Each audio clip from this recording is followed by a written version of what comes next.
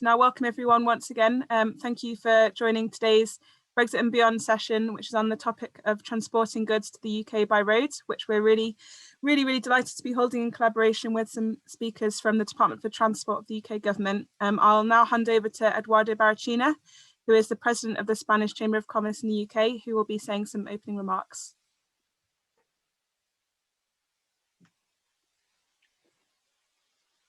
Thank you very much, Hannah, and thank you and good morning, everyone, for joining us today in this Brexit seminar, which is organized by Chamber of Commerce in the United Kingdom, and on this occasion in cooperation with the Department for Transport.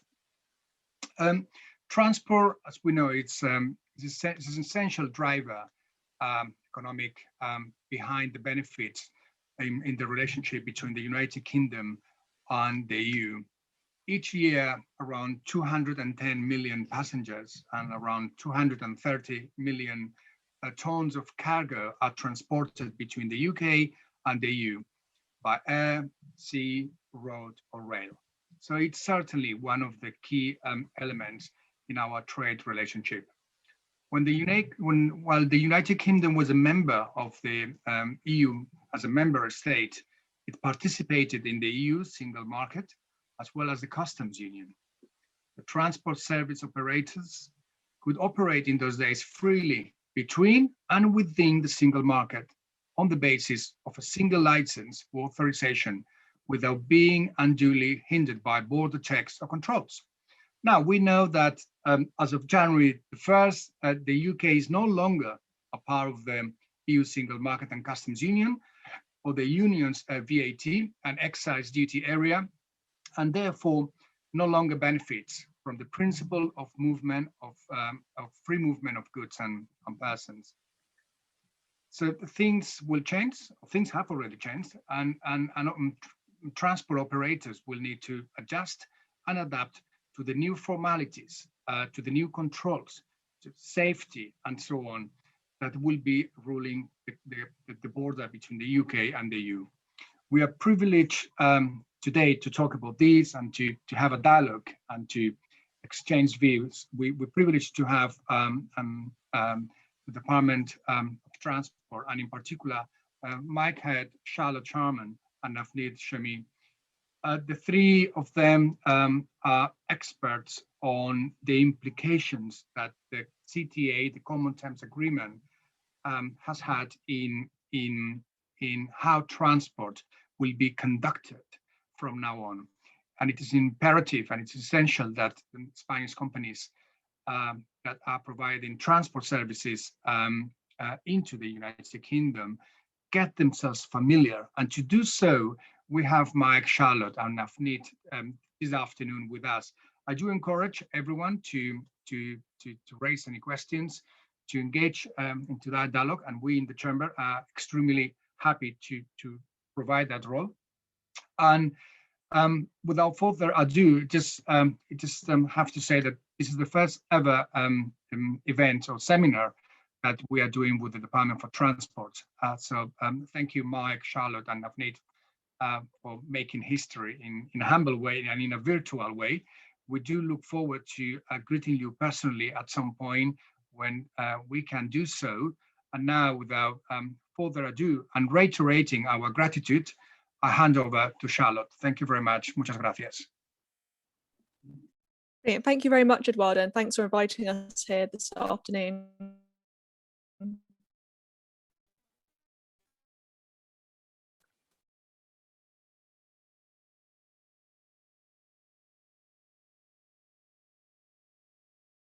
Brilliant. So we're going to give you a presentation about in the EU and some areas which we think. So can you go next slide, please? Thank you. So this session is to provide you with a high-level overview of the commercial road transport arrangements under the TCA, and we'll also provide you with an overview of the CheckHGV service and Kent access permits.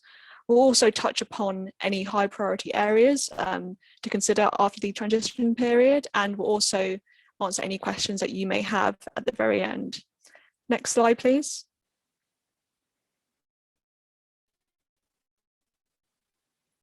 So I thought I'd start by quickly going over the previous rules before we compare and contrast them with the new rules under the 2021. The following movements were allowed between the UK and the EU.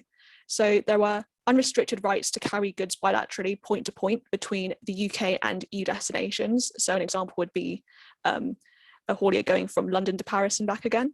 There were also unrestricted transit rights to drive through the EU to non-EU countries. So it'd be a haulier travelling from the UK and driving through the territory of the EU to drop off goods in Switzerland. There were also unrestricted cross-trade rights, which is when goods are carried between two countries, such as France and Germany, by a haulier registered in another country, such as the UK.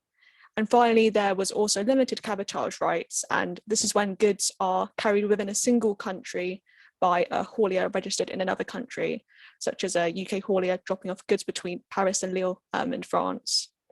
Next slide, please. So now that we have the TCA, some of these rules around market access still apply, but other rules are slightly different. So the ones that still apply, these are point-to-point bilateral journeys to and from the EU, which are still unlimited. And we also have unlimited transit rights across the other party's territory. The main differences are in regards to additional movements internally within the other party's territory as part of a round trip, since only 2 additional movements are allowed. So for EU hauliers, this would be 2 cabotage movements when they're working in the UK. And just to compare, for UK hauliers working in the EU, they're either allowed cabotage or cross-trade with a maximum of 1 cabotage. And also just to note that for Northern Irish hauliers, the rules are also slightly different when they're working in the Republic of Ireland, since both additional movements can be cabotage. Similar to the original EU rules, cabotage journeys for hauliers must be completed within 7 days of dropping off the goods. And when they're working in the UK, EU hauliers will not need an ECMT permit to operate, but they'll still need to carry a copy of their community licence. Next slide, please.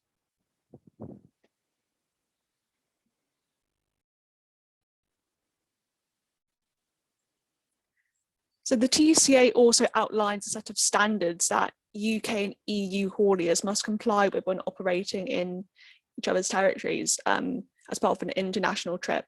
And these are issues such as driver's hours rules, tachographs, and weights and dimensions. To note that when UK hauliers do a trip entirely in the UK, the TCA standards are out of scope of this.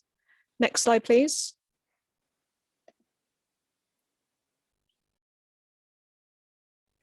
And just in case anyone here is interested in establishing a company in the UK, I thought I'd just touch on the rules of specialist hauliers. So while the TCA allows for the vast majority of haulage journeys to continue, is that there is a subsector of the haulage industry who carry equipment for cultural events, such as concerts and music tours, who will be disproportionately affected by market access arrangements since they rely on movements such as cabotage.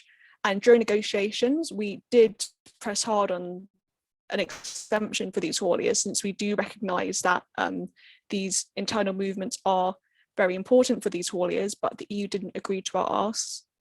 I'd also just address a slight misconception that's going around in the industry about own account operators. As some of you may know, own account operators are operators who carry goods for their own business rather than hiring a haulier from an external company. So we find that this is quite a popular option for orchestras since they prefer to carry their own equipment. Now, although these own account operators are exempt from operator licensing requirements, they are not exempt from the market access rules in the TCA. If they're carrying equipment for the purpose of a cultural event, that counts as a commercial activity, and they would have to follow the rules on cabotage and market access. And we do recognise the importance of this issue, and we are working closely with both the industry and a number of government departments on this issue. Next slide, please.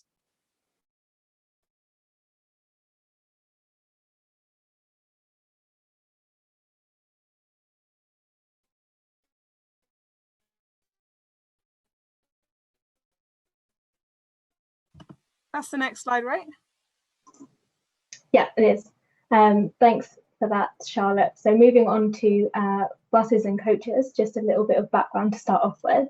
Prior to the 1st of January this year, UK operators could run 3 types of services. So regular services, special regular, and occasional services. So regular services being picking up and setting down. Now. Yeah.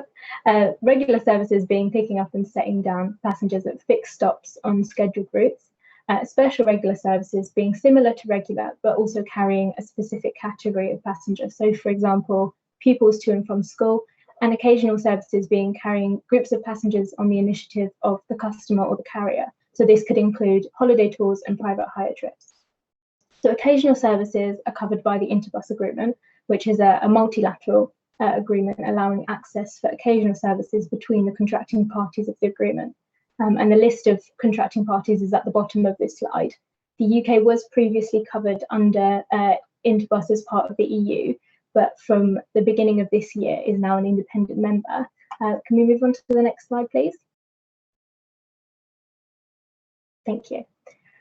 So looking at buses and coaches specifically under the TCA, as I mentioned, the UK is now an Interbus member in its own rights, as it acceded to the agreement on the 1st of January. So this allows occasional services between the UK and between other Interbus members. And Interbus will also be extended via a protocol to cover regular and special regular services in the future. But this is only once a sufficient number of contracting parties have agreed to do so. So 3 parties need to sign in order for this to happen. The EU and Ukraine have already signed, and the UK is looking to sign as soon as is possible. But until this happens, UK regular and special regular services are actually covered via a temporary bridging provision. So that allows for these services to still happen, and this was made under the TCA. So looking at the section entitled International Occasional Services to Countries which are not part of Interbus, operators can still run a service through the EU to reach a non-Interbus country, such as Switzerland, but they won't be able to carry out cabotage. So that is transporting passengers between 2 stops within the EU on their route. This is specific to UK operators. And as you can see from the final section of the slide, the TCA allows passenger transport operators to run all 3 services, specifically on the island of Ireland, including cabotage. So the TCA doesn't allow for cabotage on journeys anywhere else outside of the island of Ireland. So for UK operators, this includes cabotage in the Republic of Ireland, and for EU operators, it therefore includes cabotage in Northern Ireland. So that's a kind of overview of passenger transport. And now I'll hand over to Mike, who will take you through the CheckHGV service. Thanks, Nav.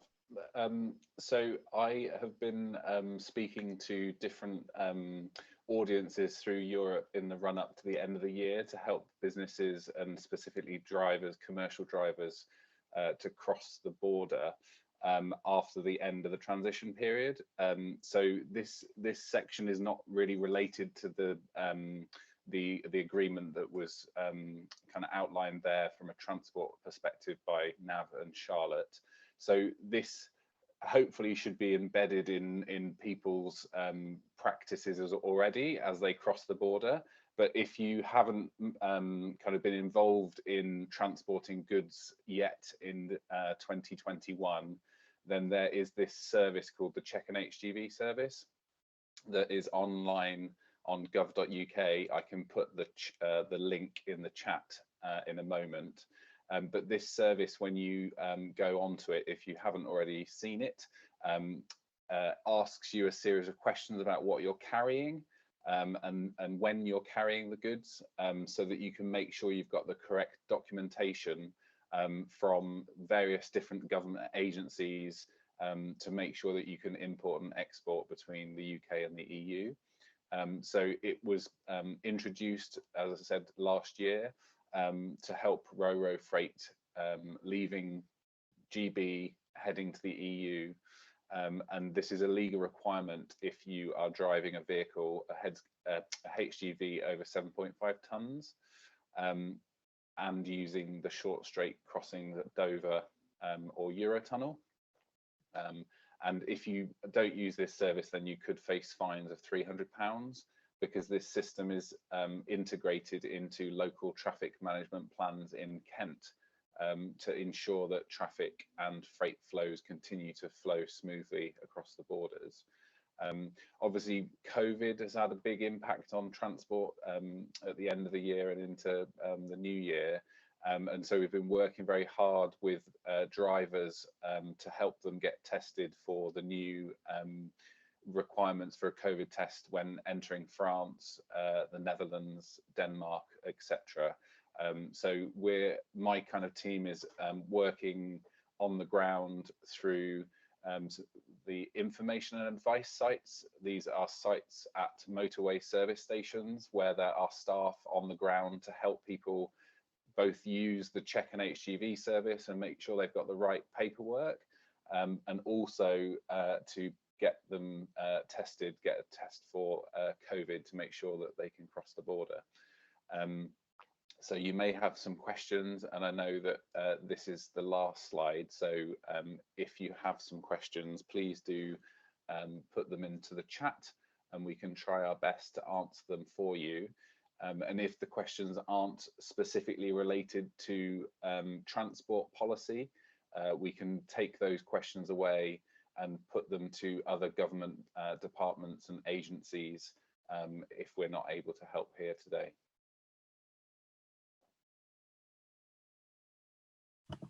Brilliant. Thank you very much, Navneet, Mike and Charlotte. Really appreciate that. Really useful content. So yeah, please everyone, you can write in your questions and there's a Q&A tool you'll see there and also the chat tool, so whichever you prefer. One question that we've got just to start us off is on the topic of, well, it's about when someone's asked, what are the requirements if my truck carries goods subject to sanitary and phytosanitary controls? So that is a question for DEFRA, the Department for the Environment, Food and Rural Affairs.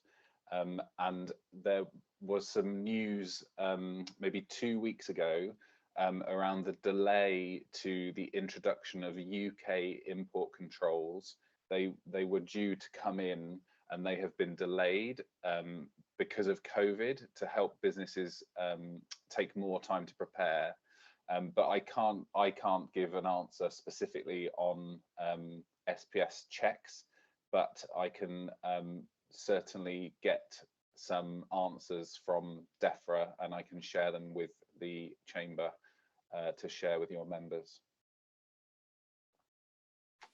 Awesome. Yeah, that makes sense. Thank you very much. We had a webinar recently with your colleagues from DEFRA, which is about phytosanitary products and rules of origin. I think they mentioned that a bit in that one too. We're joined from Richard. So Richard is from a member company of the Chamber of Thin Lines. Richard, if you're there, would you like to ask your question?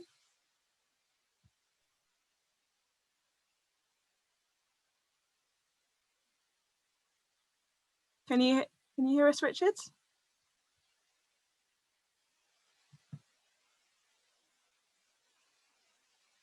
Okay, maybe we'll come back to him.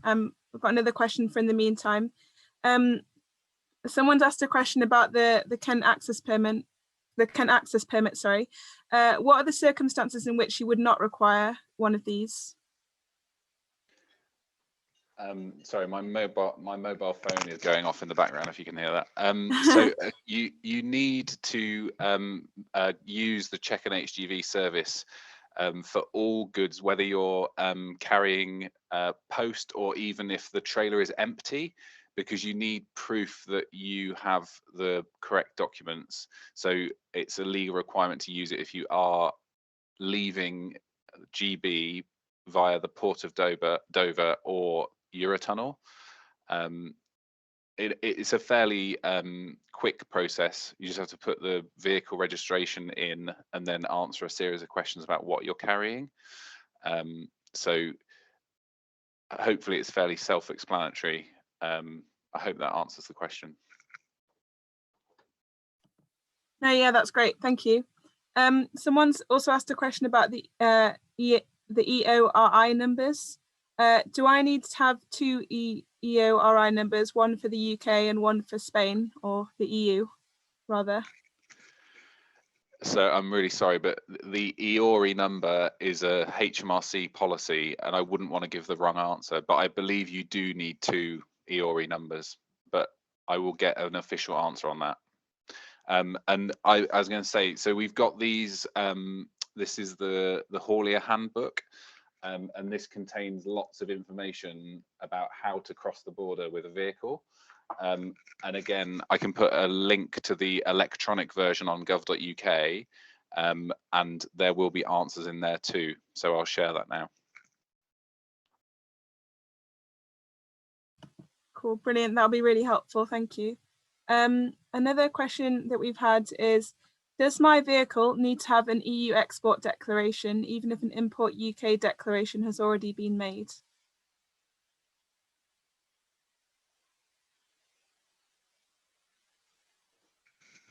Again, it's a question for HMRC, I'm afraid, and yeah. Okay, no worries about that. It's fine. But the link that I've shared there, that should have the information that you need, and there are translations, including Spanish, where you will be able to find examples of what you need. There's a good table that explains the different types of movements, the different types of goods, and then what you need to carry out that movement. That'll be really useful. Thank you. Great that it's translated as well. Okay, so yeah, Richard from Finland, who I mentioned earlier, he's just written his question in the chat here. So as a shipping line, he says, we have seen a dramatic reduction in trade going out of the UK, mainly empty units leaving. Has the government accepted that leaving the customs union has caused this? As up to December 2020, we ran at very high freight levels. Now we have customers telling us that they are no longer competitive due to added costs. So I can't answer the question directly because we're here to try to help businesses understand what they need to do. Yeah, that makes sense. Thank you. Well, that's all the questions that we've had. I think hopefully we'll maybe receive some directly. I was going to say, if you have any questions that you'd like to ask, please send them to me. I will include my email in the follow-up email I'll send afterwards. And then any of those I can forward on to either Charlotte, Navneet or Mike, and we can try and get those answers across to you. But it needs to be questions that are more on the transport kind of side of things, rather than kind of the bureaucracy kind of side of things, right? That's more directed for HMRC. And it's good to look at the resource as well that Mike has included in the chat there as well. And I would just say that on that second link that I've shared, there is a map of the sites that I mentioned. If you scroll down a little bit, there's a map of where these information and advice sites are located in the UK. And so if you have drivers that are carrying out journeys, they can speak to people on the ground that are very well equipped to answer these types of questions about HMRC policy. Okay, brilliant, thank you. Okay, well, yeah, those are all of the questions that we've received. We are going to be actually carrying out a webinar with HMRC, hopefully at the end of April, which I will inform everyone about, which hopefully, so then a lot of these questions can be asked then too. But in the meantime, thank you very much, guys, for your time today. It's been really, really helpful.